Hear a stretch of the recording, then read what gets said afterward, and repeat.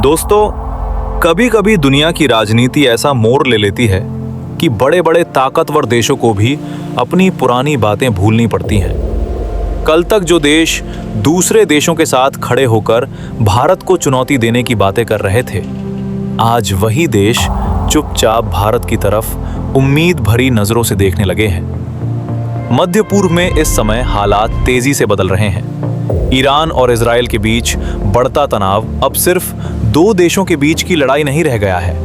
इसका असर अब दुनिया के व्यापार, ऊर्जा सप्लाई और खाने पीने की चीजों तक पहुंच चुका है। और इस पूरे संकट का सबसे बड़ा असर दिखाई दे रहा है खाड़ी के देशों में, क्योंकि इन देशों की आर्थिक धड़कन माना जाने वाला समुद्री रास्ता स्ट्रेट ऑफ हॉर्मुज़ अब तनाव के घेरे में आ गया है।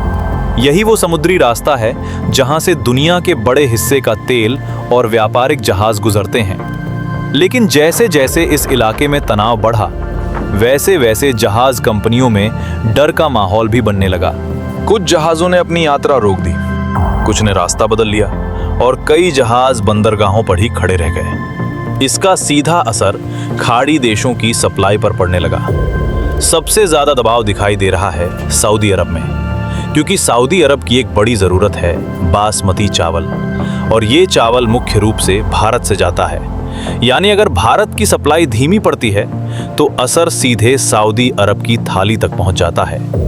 आंकड़ों के मुताबिक भारत हर साल लगभग 60 से 61 लाख मीट्रिक टन बासमती चावल दुनिया के अलग अलग देशों को निर्यात करता है, और इस निर्यात का सबसे बड़ा हिस्सा खाड़ी देशों में जाता है।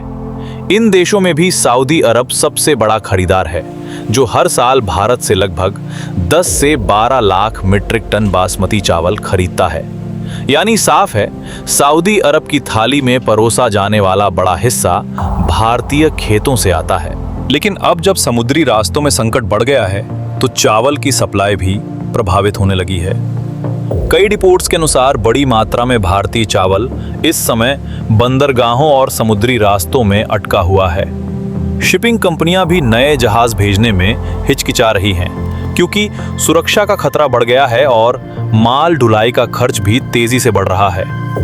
इसी बीच एक नई खबर सामने आती है।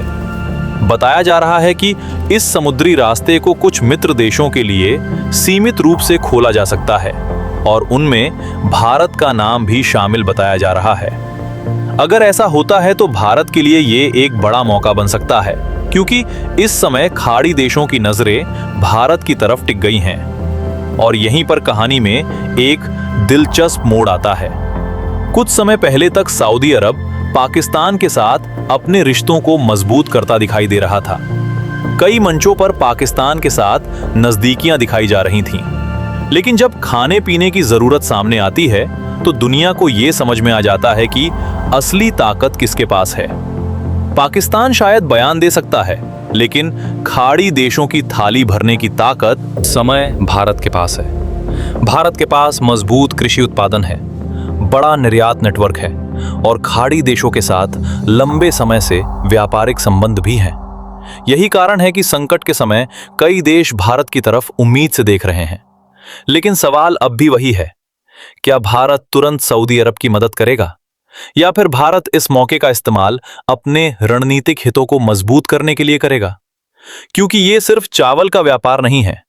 आने वाले समय में ये भू राजनीति और वैश्विक कूटनीति का एक अहम हिस्सा भी बन सकता है। अब देखने वाली बात यह होगी कि भारत सरकार इस पूरे मामले में क्या फैसला लेती है। लेकिन आप इस पूरे मुद्दे को किस नजर से देखते हैं? क्या भारत को सऊदी अरब की मदद करनी चाहिए, या फिर पहले अपने राष्ट्रीय हितों को प्राथमिकता देनी चाहिए? अपनी राय कमेंट बॉक्स में जरूर बताइए।